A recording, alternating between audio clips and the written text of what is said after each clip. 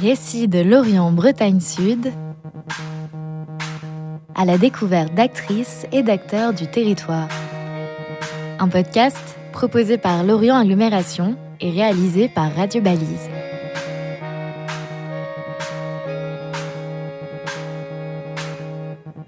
La base de sous-marins qui a eu au cours des 80 dernières années la meilleure trajectoire économique et d'intégration au territoire, c'est incontestablement celle de Lorient et Quiron.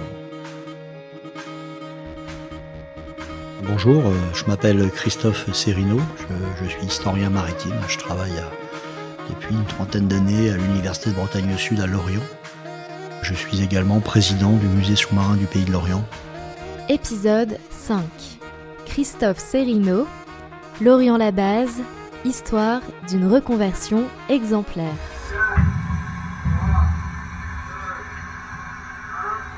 Pour ce nouvel épisode, direction le quartier de la Base au musée sous-marin. Christophe Serino nous accueille dans ce lieu qu'il a fondé il y a maintenant 25 ans. Alors que Lorient Agglomération s'apprête à commémorer les 80 ans de la libération de la poche de Lorient, nous revenons avec lui sur la trajectoire particulière de la base, devenue un des symboles de la reconstruction après la guerre. Si vous avez, des moyens publics importants, que vous avez des acteurs économiques compétents, de qualité, et que vous mettez tout ça sur un endroit, il est rare dans l'histoire que ça ne crée pas à un moment donné de la prospérité, du développement, et qu'à un moment donné, la pompe s'auto-alimente. Et c'est pleinement ce que nous vivons ici, 30 ans après le lancement de la reconversion de la base. Donc c'est une aventure fabuleuse qui s'est livrée là, dans un temps extrêmement court. Moi, l'idée, c'est de se dire dès le départ, une fois encore, c'est à ça qu'un historien peut servir. Et je suis lorientais, je suis sur mon territoire, sur ma ville.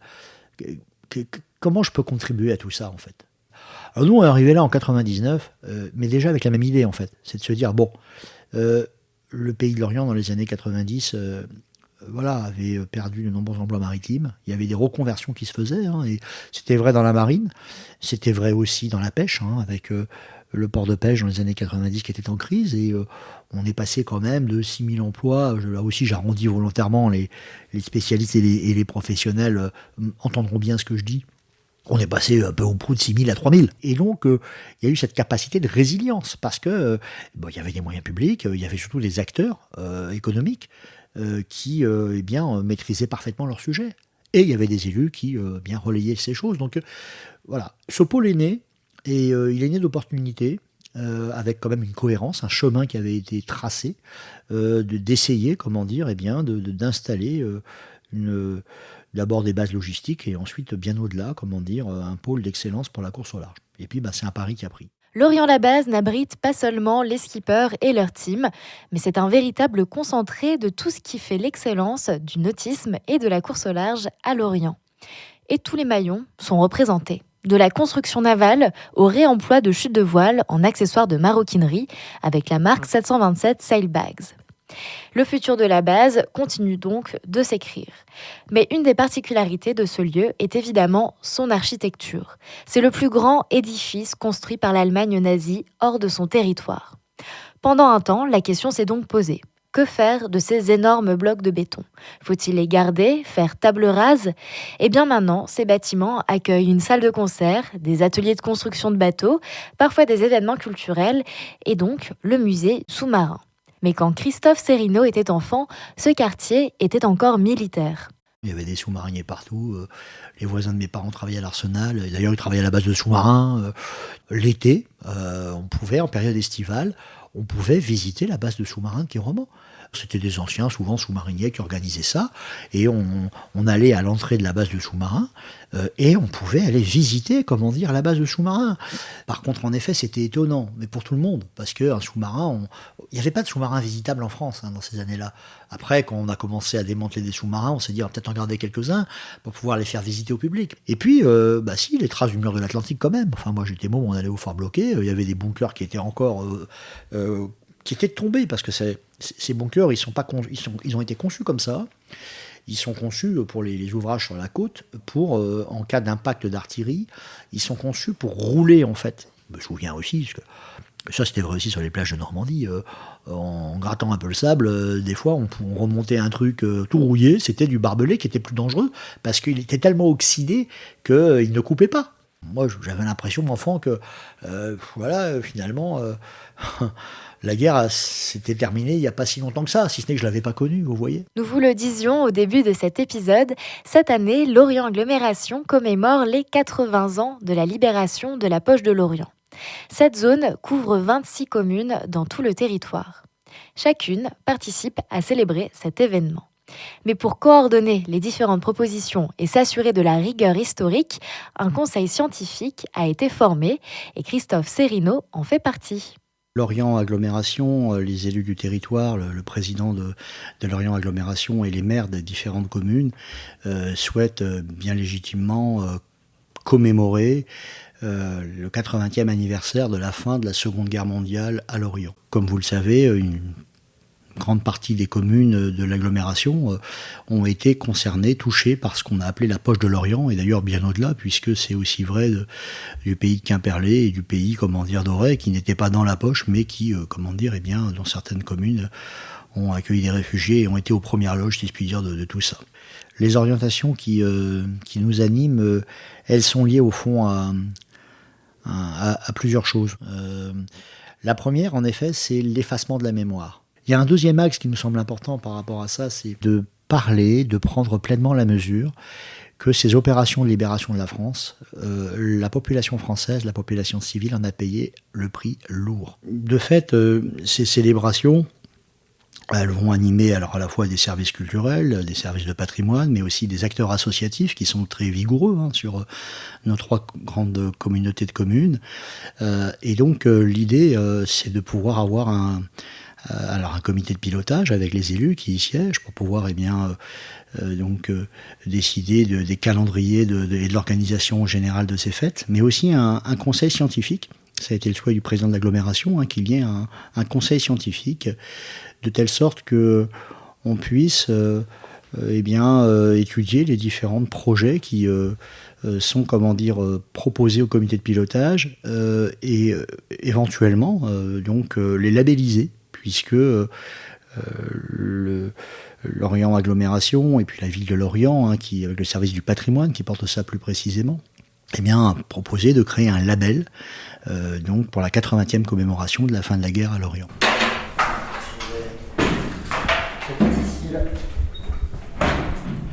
Alors, nous ici, on ne parle pas d'étage au musée, on est comme dans la marine, on parle de pont, comme sur un bateau. Alors ici, on est au pont 3, on est au 3e étage du musée, et ce que vous voyez là, c'est la cuve d'entraînement au sauvetage des sous-mariniers.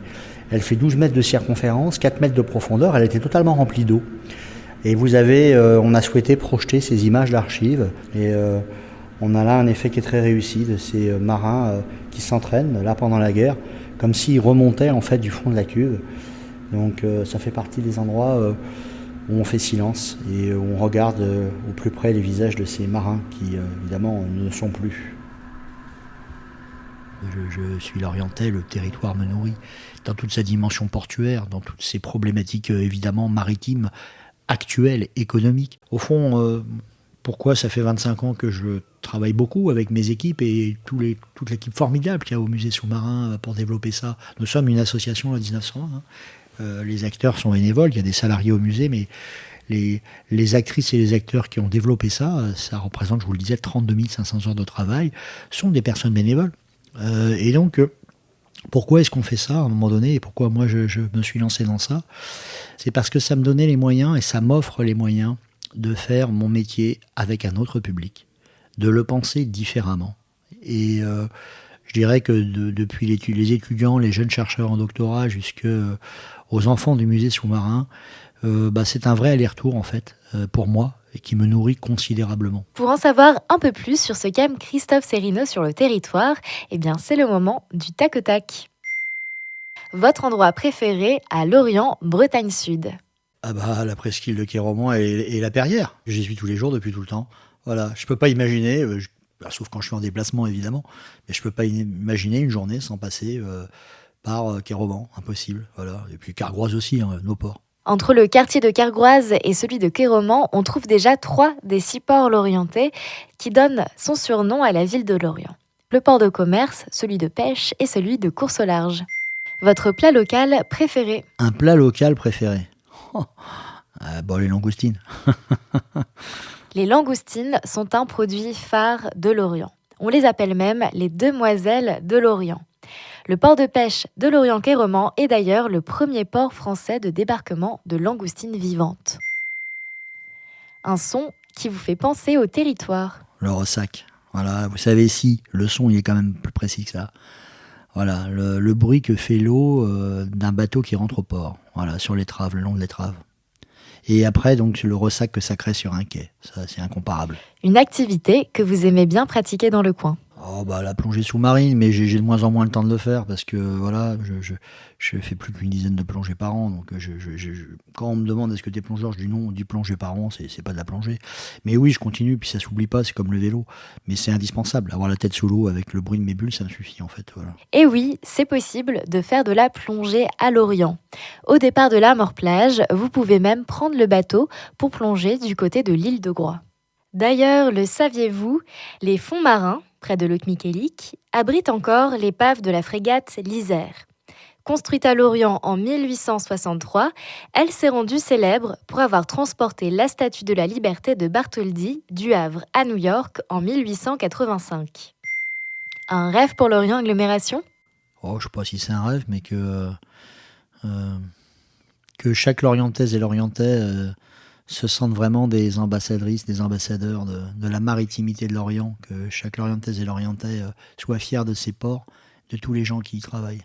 Et pour se quitter en musique, un ou une artiste locale à nous recommander. Si vous me demandez un artiste local, Michel Tonnerre, forcément, parce que j'ai eu l'occasion de le rencontrer à plusieurs reprises et surtout de vivre un projet un peu étonnant avec lui au tout début du musée d'ailleurs. Nous avions fait une exposition au centre socioculturel à Hennebont. C'était en 99 de mémoire, ou 2000.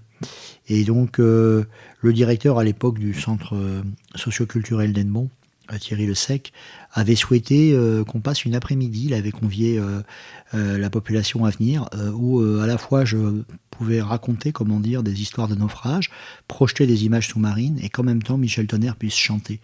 Et voilà, ce mélange-là, il a été extraordinaire. Alors après, inutile de vous dire qu'on a pris le temps d'échanger, lui et moi.